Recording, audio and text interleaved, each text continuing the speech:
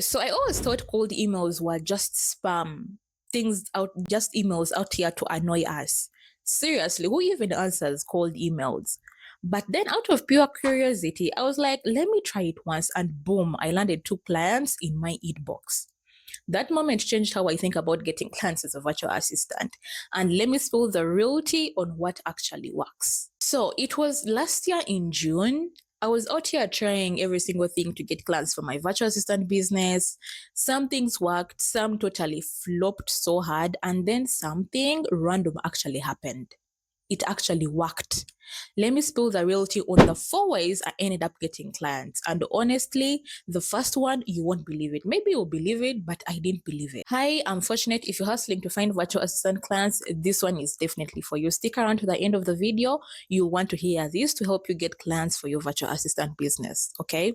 So number one, cold emails. I never do cold emails. I had never thought of doing cold emails. But what one random day was like, let me just try this and see what happens. Zero expectations, was like, let me try it. Like, what can happen?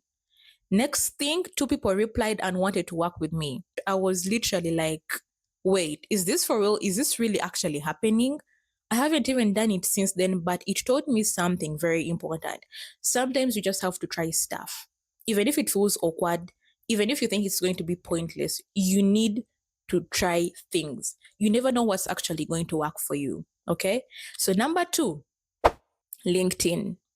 My personal favorite. I just started showing up there in September, last year, September, actually posting, actually being myself, actually being consistent. That was last year, being in September, me being active. So far, I've landed around 7 clients from LinkedIn, people who reached out to me, entrepreneurs and business owners who reached out to me in DMs wanting to work with me. The only thing I did different was just being consistent, just showing up. Even when I felt like nobody was reading my content, nobody was reading my posts. If you're not already posting on LinkedIn, you need to start. You never know who is actually watching your content, who is actually reading your content. Okay.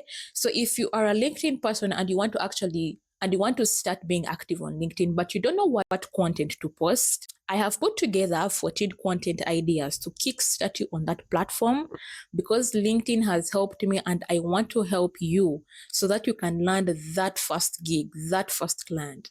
You can find the link in the description and comment sections below. Number 3, networking events. I know they can be awkward, but showing up in the right room actually matters. It matters because you meet cool people at events and a couple of them end up becoming clients. Because personally, I have met people at events and some of them have ended up being my clients. Okay. So sometimes just having random conversations can open a door you didn't even know was there. Don't sleep on meeting people in real life. Do not.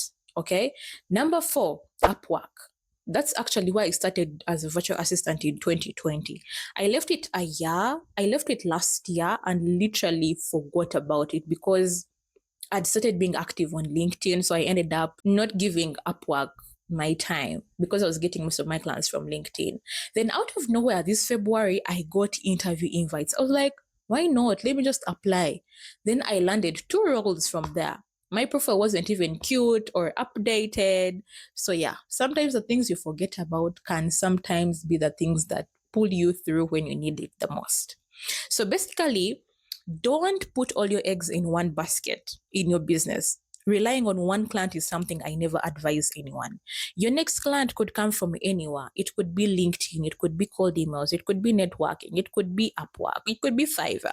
Even in places you haven't thought of, like Reddit, Snapchat, Church, TikTok, Instagram.